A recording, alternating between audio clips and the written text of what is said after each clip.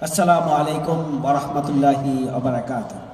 আল্লাহ তাআলার শুকরিয়া আদায় করছি, যার একান্ত মেহেরবানিতে দীর্ঘ লড়াই সংগ্রামের পরে 5ই আগস্টের গণ অভ্যুত্থানের মধ্য দিয়ে ফ্যাসিস্ট আওয়ামী অপশক্তি দেশ ছাড়তে বাধ্য হয়েছে এবং আমরা একটি নতুন বাংলাদেশ পেয়েছি, যাদের জীবন, রক্ত এবং অঙ্গহানির মাধ্যমে, যাদের ত্যাগ এবং কোরবানির মাধ্যমে আমরা এই নতুন বাংলাদেশ পেয়েছি, তাদের জন্য আল্লাহর দরবারে আমরা দোয়া করছি আল্লাহ রাব্বুল আলামিন যেন তাদেরকে উত্তম জাযা দান করেন। আল্লাহ রাব্বুল আলামিন যারা শাহাদাত বরণ করেছেন তাদেরকে যেন সর্বোচ্চ মর্যাদা দান করেন।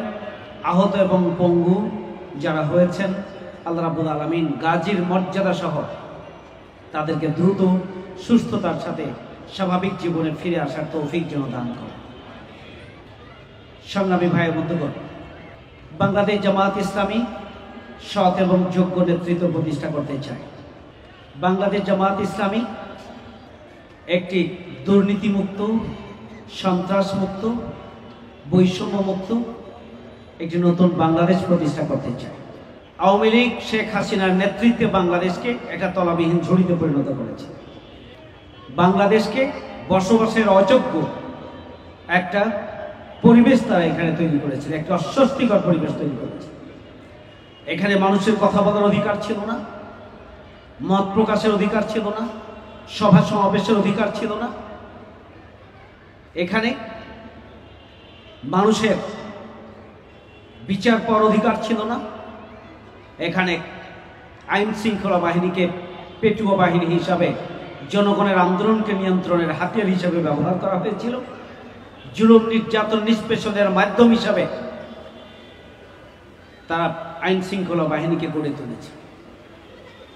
এইভাবে গুম, খুন, দুর্নীতি, অনিয়ম, অনাচার, অবিচার, হত্যা, জুলুম, নির্যাতন, নিষ্পেষণের মধ্য দিয়ে বাংলাদেশ একটা বসবাসের অযোগ্য একটি ভূখণ্ডে পরিণত হয়েছে। দীর্ঘ লড়াই সংগ্রাম আমরা করেছি এই অপশক্তির হাত থেকে দেশকে মুক্ত করার জন্য। আপনারা জানেন, এই লালবাগের কৃতি সন্তান জাতীয়তাবাদী ছাত্র দলের কেন্দ্রীয় সভাপতি নাসির উদ্দিন পিন্টু, আমি নুরুল ইসলাম বুলবুল, আমরা সর্বদলীয় ছাত্র ঐক্য গঠন করে আমরা 2001 সালের আগের আওয়ামী ফ্যাসিস্ট অপশক্তিকে মূলোৎপাটনের জন্য আমরা পদক্ষেপ নিয়েছিলাম, ভূমিকা পালন করেছি।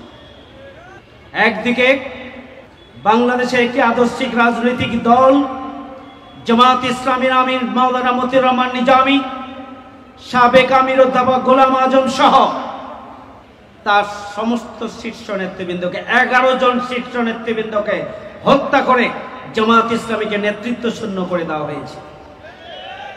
অন্যদিকে বেগম খালেদা জিয়াকে মিথ্যা মামলা দিয়ে আটকিয়ে রেখে মূলত তাকে গৃহবন্দী করে রাখা হয়েছে।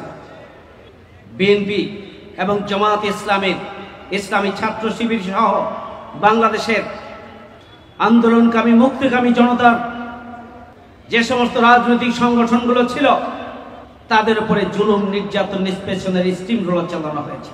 আপনারা জানেন যে এই নাসির উদ্দিন পিন্টু ভাইকে জেলখানায় নির্মম নির্যাতন করে তাকে মৃত্যুর দিকে ঠেলে দেওয়া হয়েছে। সংগ্রামী ভাই ও বন্ধুগণ, বিগত আন্দোলন সংগ্রামে, অতীতের ঐতিহাসিক আন্দোলন সংগ্রামের ধারাবাহিকতায় আমরা দীর্ঘ লড়াই সংগ্রাম একসাথে করেছি। আমি আমার প্রিয় বন্ধু নাসির উদ্দিন পিন্টু আন্দোলন সংগ্রামের লড়াকু সৈনিক, তার আমি বিদেহী আত্মার প্রতি আমি সেই দোয়া করি আল্লাহ রাব্বুল আলামিন যেন তার ভুল ত্রুটি ক্ষমা করে দিয়ে বাংলাদেশের রাজনীতিতে তার যে অবদান, সেই অবদানটুকুর জন্য আল্লাহ রাব্বুল আলামিন যেন তাকে জান্নাতুল ফেরদাউস দান করেন, সেই দোয়া করি। সংগ্রামী ভাইয়ের আমার, জামায়াত ইসলামীকে নিশ্চিহ্ন করে দিতে চাওয়া হয়েছিল, জামায়াত ইসলামীকে নিষিদ্ধ করা হয়েছিল 1 আগস্ট, আর 5ই আগস্ট শেখ হাসিনাকে দেশ ছাড়তে হয়েছিল।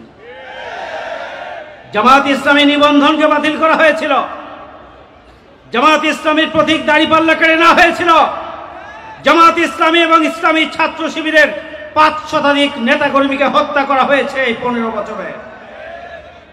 লক্ষ লক্ষ নেতাকর্মীকে ঘর ছাড়া করা হয়েছে, বাড়ি ছাড়া করা হয়েছে, চাকরি ছাড়া করা হয়েছে, ব্যবসা ছাড়া করা হয়েছে। লক্ষ লক্ষ নেতাকর্মীকে মানবেতর জীবনযাপন করতে হয়েছে, তারা ঘর বাড়িতে ঘুমাতে পারে নাই।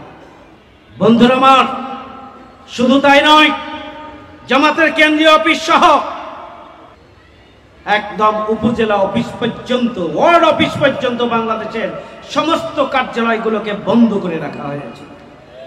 20,000-এর অধিক মামলা দিয়ে জামাত এবং ইসলামী ছাত্র শিবিরের নেতা কর্মীদেরকে এমন ভাবে নির্যাতন নিষ্পেষণ চালানো হয়েছিল যাতে করে জামাত ইসলামী আর উঠে দাঁড়াতে না পারে। কিন্তু আজকের বাংলাদেশ এদেশের জনগণের কাছে পরিবর্তিত পরিস্থিতিতে জামাত ইসলামী হচ্ছে অনিবার্য বাস্তবতা।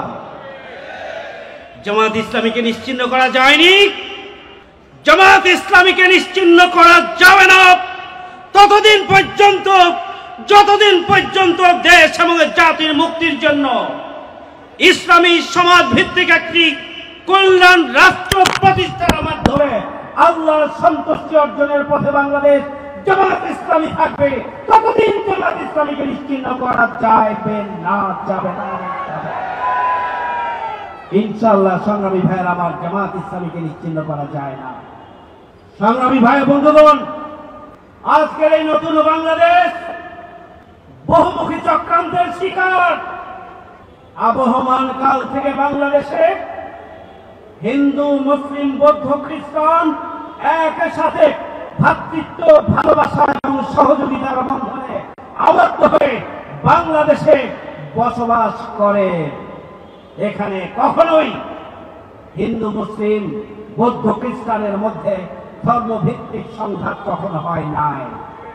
জাতি, ধর্ম, বর্ণ নির্বিশেষে বাংলাদেশ অপশক্তির মোকাবেলায় ভূমিকা রেখেছে, কিন্তু ধর্মভিত্তিক, বর্ণভিত্তিক এবং জাতিভিত্তিক কোন সংঘাত বাংলাদেশে নেই। শেখ হাসিনা দেশের বাইরে পালিয়ে গিয়ে বাংলাদেশের একটি সন্ত্রাসী গোষ্ঠীকে পরিকল্পিতভাবে কাজে লাগিয়ে বাংলাদেশে একটি সংঘাত ছড়িয়ে দিতে চায়। বাংলাদেশের জনগণ এই ষড়যন্ত্র বুঝে বিদায় এই ধরনের চক্রান্তে পা দেয় নাই। 5ই আগস্টে যে চেতনা, ফ্যাসিস্ট অপশক্তি মুক্ত বাংলাদেশ গড়ে তোলার যে চেতনা, দুর্নীতি মুক্ত বাংলাদেশ গড়ে তোলার যে চেতনা, মানুষের অধিকার প্রতিষ্ঠার যে চেতনা, সৎ এবং যোগ্য নেতৃত্বকে ক্ষমতায় আনার মাধ্যমে একটি নতুন বাংলাদেশ গড়ে তোলার যে চেতনা এবং উই ওয়ান্ট জাস্টিসের যে চেতনা, ন্যায় বিচার প্রতিষ্ঠার যে চেতনা, সেই চেতনাকে সামনে রেখে আগামী দিনে দল, মত, জাতি, ধর্ম, বর্ণ নির্বিশেষে একটি নতুন বাংলাদেশ গড়ে তোলার জন্য ঐক্যবদ্ধভাবে ভূমিকা পালন করতে হবে। আজকে নতুন বাংলাদেশ যদি গড়ে তুলতে হয় তাহলে মনে রাখতে হবে, সৎ এবং যোগ্য নেতৃত্ব ছাড়া সুখী, সমৃদ্ধশালী, অধিকার প্রতিষ্ঠার বাংলাদেশ প্রতিষ্ঠিত করা সম্ভব নয়। সৎ যোগ্য নেতৃত্ব প্রতিষ্ঠার জন্যই জামাত ইসলামী তার প্রতিষ্ঠা লগ্ন থেকে কাজ করে যাচ্ছে। অমুসলিমদের অধিকার প্রতিষ্ঠিত হবে, এখানে যার যে অধিকার সেই যার ঘরে পৌঁছে দেওয়া হবে। এখানে রাজনীতির ভিত্তিতে, আদর্শের ভিত্তিতে, ধর্মের ভিত্তিতে এবং স্বজন প্রীতি অর্থাৎ আত্মীয়তার ভিত্তিতে এখানে মানুষের অধিকারের কোনো তারতম্য হবে না। আগামী দিনে এই ধরনের একটি সমাজ প্রতিষ্ঠার জন্যই জামাত ইসলামী কাজ করে যাচ্ছে। সততা এবং যোগ্যতার জন্য জামাত ইসলামীর যে অনুশীলন, যে প্রশিক্ষণ, যে ট্রেনিং, তাদের যে শিক্ষা, তাদের যে সিলেবাস, বাংলাদেশে আর কোন রাজনৈতিক দলের সেই প্রশিক্ষণ, শিক্ষা এবং সিলেবাস নেই। সুতরাং জামাত ইসলামীর কর্মীদেরকে এটি নিয়ে অহংকার নয়, বরং এটিকে পুঁজি করে আমাদের নিজেদেরকে আরো সততা এবং যোগ্যতার গুণে গুণান্বিত করতে হবে। ধৈর্য এবং সাহসিকতা নিয়ে আমাদেরকে ময়দানে ভূমিকা পালন করতে হবে। যে কোনো চ্যালেঞ্জ মোকাবেলা করার জন্য আমাদেরকে জনগণকে সাথে নিয়ে প্রস্তুত থাকতে হবে। ইসলামের আদর্শিক সৌন্দর্যকে ঘরে ঘরে পৌঁছে দেওয়ার জন্য ব্যাপক ভিত্তিকে দাওয়াতি কার্যক্রম পরিচালনা করতে হবে। কোনো একটি পরিবারের কোনো একজন মানুষের যেন ইসলামের আদর্শিক সৌন্দর্যের বাইরে, দাওয়াতের বাইরে না থাকে, সেই ব্যাপারে আমাদেরকে কার্যকর ভূমিকা পালন করতে হবে। সংগ্রামী ভাইয়ের আমার, আমাদের যোগ্যতা, দক্ষতা, সাহসিকতা এবং ধৈর্যের পাশাপাশি ব্যাপক ভিত্তিক দাওয়াত সম্প্রসারণের কার্যক্রম যেমনি চালিয়ে যেতে হবে, তেমনি ভাবে জামাতের বিরুদ্ধে যে অপপ্রচার রয়েছে, ইসলামের বিরুদ্ধে যে অপপ্রচার রয়েছে, সেই অপপ্রচার অপনোদনে নিজেদেরকে জনগণের সামনে সততা এবং যোগ্যতার মাপকাঠি হিসাবে নিজেদেরকে উপস্থিত করতে হবে। যুক্তি দিয়ে, উপস্থাপনা দিয়ে, বক্তব্য দিয়ে মানুষের কাছে কাছে দাঁড়িয়ে দাঁড়িয়ে গিয়ে জামাত ইসলামী এবং ইসলাম সম্পর্কে যে ভুল ধারণা রয়েছে তা অপনোদনের জন্য আপনাদেরকে ভূমিকা পালন করতে হবে। অসহায়, বিপর্যস্ত, ক্ষতিগ্রস্ত মানুষের কাছে দল মত নির্বিশেষে আমাদেরকে ব্যাপক ভিত্তিক ছুটে যেতে হবে। যেখানেই সংকট, জামাত ইসলামীর কর্মীরা সেখানেই ছুটে যাবে। যেখানে সমস্যার সমাধানের জন্য জামাত ইসলামী সবার আগে ছুটে যাবে। এভাবে গরিব, দুঃখী, অসহায় মানুষের পাশে সুখে দুঃখে, ভালো মন্দতে আমরা যদি মানুষের কল্যাণে মানুষের কাছে যেতে পারি, তাহলে জামাত ইসলামীর বিরুদ্ধে অপপ্রচার রয়েছে সেটি দূর করা সম্ভব হবে বলে আমি মনে করি। সংগ্রামী ভাইয়ের আমার, দল মতের ঊর্ধ্বে উঠে মানুষের কল্যাণ বিবেচনায় সব মানুষের কাছে আমরা যেন ছুটে যাই মানুষের কল্যাণে, মানুষের মুক্তির জন্য, আল্লাহর সন্তুষ্টির জন্য, ইবাদত হিসাবে, জামাত ইসলামীর প্রচারের জন্য নয়। সংগ্রামী ভাইয়ের আমার, এভাবে যদি আমরা ভূমিকা পালন করতে পারি, তাহলে আগামী দিনের নতুন বাংলাদেশ বিনির্মাণে জামাত ইসলামী একটি ঐতিহাসিক অবদান রাখতে পারবে বলে আমি বিশ্বাস করি।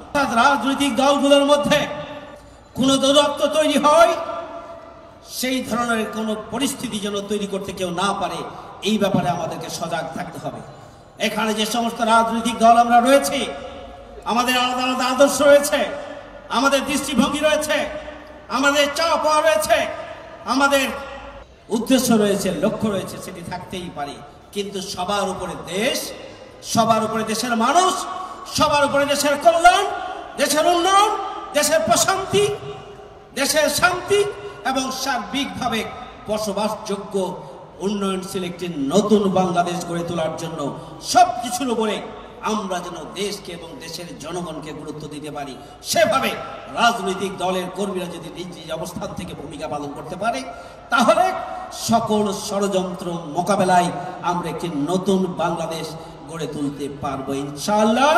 পাশাপাশি আগামী দিনে রাজধানীতে ইসলামী আন্দোলনকে একটি শক্তিশালী ভিত্তির উপরে দাঁড় করানোর জন্য সহযোগী নয়, সুধী নয়, শুধুমাত্র কর্মীরা আসুন, ইসলামী আন্দোলনের তথা জামাত ইসলামীর অগ্র সৈনিক হিসাবে ত্যাগ এবং কোরবানির চেতনায় উজ্জীবিত হয়ে আমরা সকল ক্ষেত্রে অগ্রণী ভূমিকা পালন করে নিজ নিজ এলাকাকে গড়ে তুলতে পারলেই আগামী দিনের রাজধানীকে ইসলামী আন্দোলনের একটি দুর্ভেদ্য ঘাঁটিতে আমরা পরিণত করতে পারবো ইনশাআল্লাহ।